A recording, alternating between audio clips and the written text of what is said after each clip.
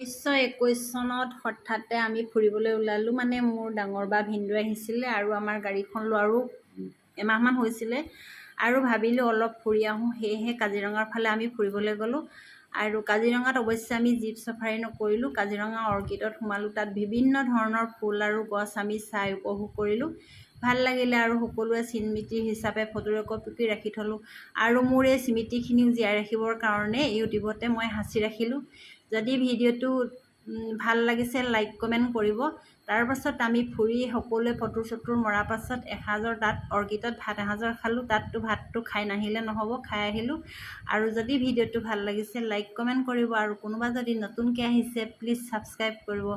আজিলৈ আহোঁ ৰূপজ্যোতিয়ে, bye bye.